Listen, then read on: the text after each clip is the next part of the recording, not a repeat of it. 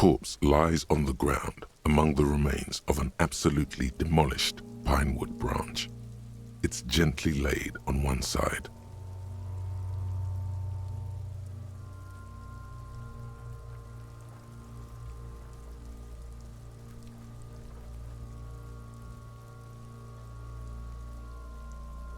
Mr. Measurehead has done a good job. Nothing is too broken or compromised. The victim is ready for a field autopsy. Yes. 1. Investigation of the scene. 2. Initial examination of the victim. 3. Field autopsy. 4. Transportation of the body to the morgue. We are on number 3.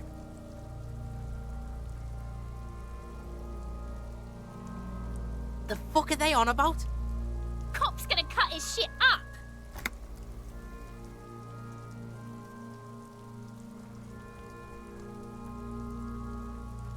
It's not about cutting.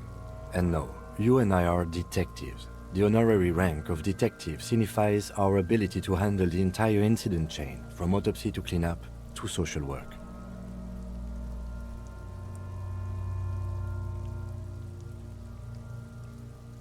An honor and a burden attached to your rank once you've proven yourself able, usually after 5 to 8 years of field work. Mine is Lieutenant Detective. You are. Your station would not have assigned you on this case if you weren't. Now, the way I see it, it's either this, or we complete the initial interviews. We already met Evrard, that only leaves the Wild Pines representative. There's one in town, negotiating the strike. She could have information.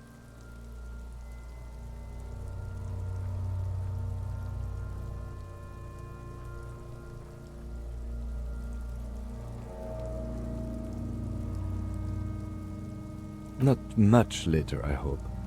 He's about to melt away soon.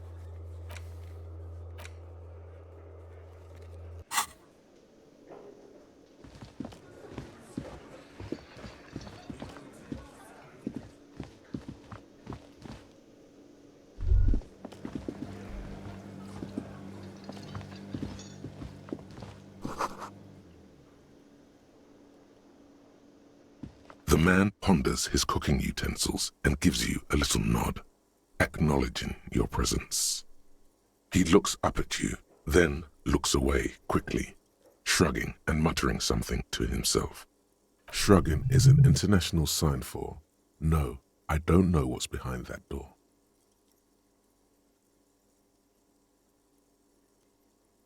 The man says a couple of sentences in that strange language of his and then seems to wait for you to speak.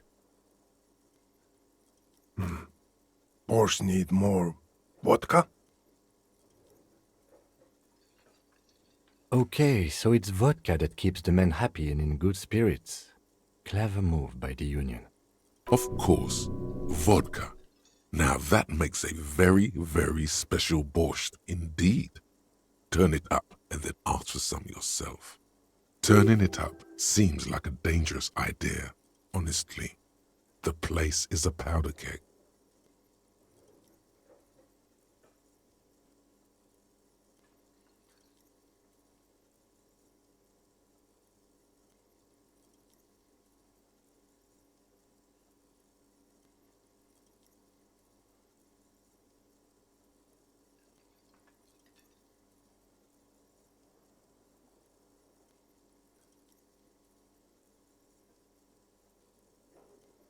The cook gives you a long, disappointed look, then turns the stove off and seems to wait for you to speak.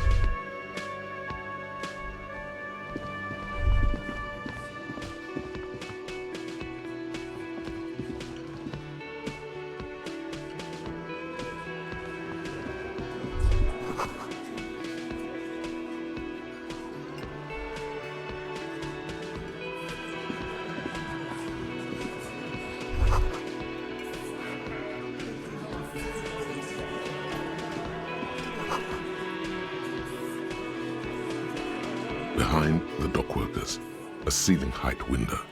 The hawthorn branches scrape the glass like bony fingers.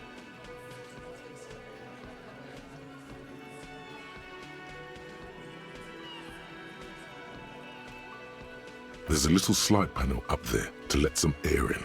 No need to open it in spring. It's still too cold outside.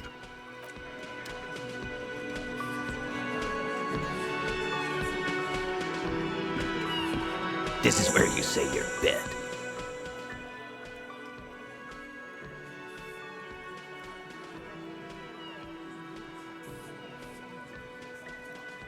Detective.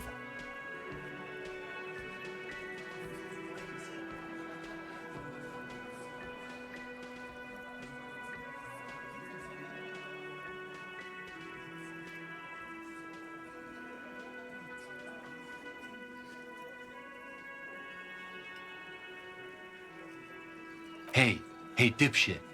You hard of hearing or something? The boss man's talking to you. What, is he fucking kidding? This guy high or something? Hey, asshole, up here. We're talking to you. We're looking for Titus Hardy. Oh, this is about him. A real looker, that won't. You sure took your time, huh? Waited for him to get real ripe and pretty for you. Oh, he was a real pretty boy. Hanging up there, letting out that pretty boy smell. I can't for the life of me understand why you did it. I mean, I would have just left him up there. You must really like cleaning up other people's shit. You might want to start asking your questions now. It's not going to get better than this.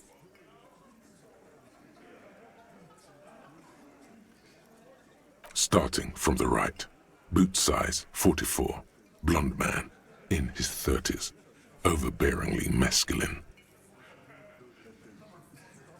Sitting on his right, standard working boots, size 45 or 46, eldest in the room, probably mid-50s, smoker, quiet. Across at the other table, hobnailed working boots, size 43, gang tattoos, Mesk or Sarah Mauritian in his late 30s, early 40s. And then, standard working boot, steel reinforced toes, size 46, the big dick, wide at the shoulders and lean at the hips, rugby cap, fingerless gloves, and numerous scars, a little under 40. The emblem on his vest says Rowing Club. A little patch below it reads T. Hardy, Captain. In the far corner, standard working boot, steel reinforced toes, size 44, 40-something, non-alcoholic beverage in hand. You squint. Is that a plectrum? On his neck. Forget it. It's not important. Size 41, with the light step. Not a child, after all. An older man with a rat face, mean, watery eyes, and 2 front teeth missing. In the middle, heaving and wheezing. Big guy, boot size 46, deep marks. Probably carried the victim over. He, alone, is 130 kilos. Add the man in armor, and you could easily exceed 220. In conclusion, these 7 are the actors on the crime scene. The footprints were theirs, but there's a discrepancy. Exactly. You've stood there for about 4 seconds, not saying anything. Hit them with questions. Where's the 8th Hardy? The fuck is with you, fella?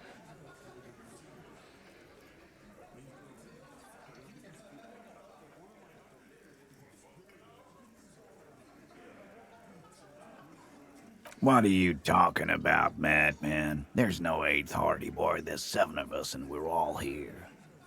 Or what? You want to be the 8th Hardy boy? We ain't hiring.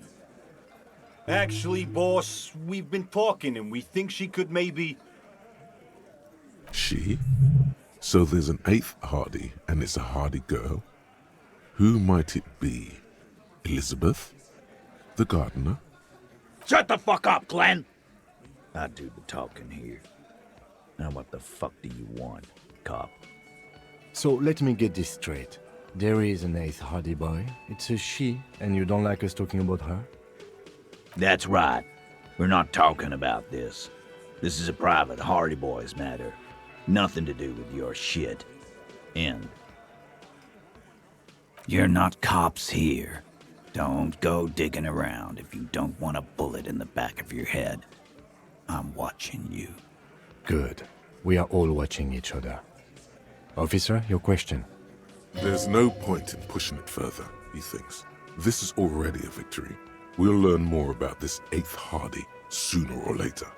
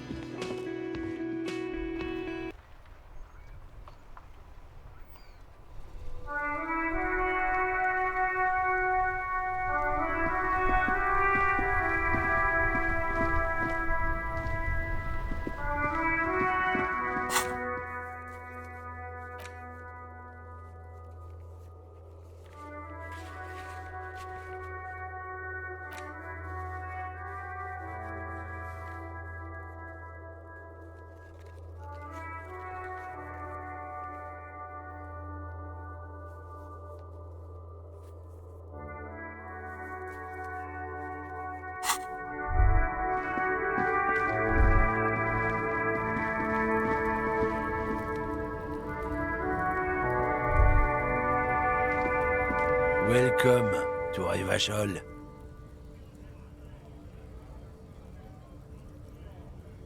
This man looks like trouble. You might not want to get into this right now. Plenty of time later.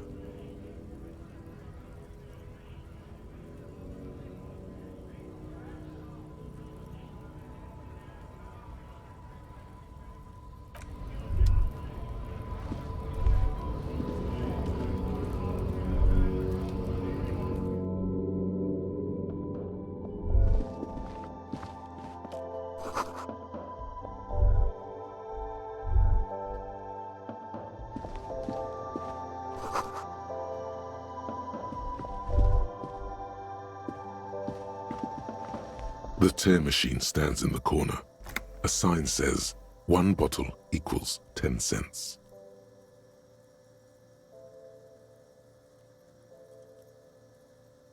No. You need tear to use the tear machine.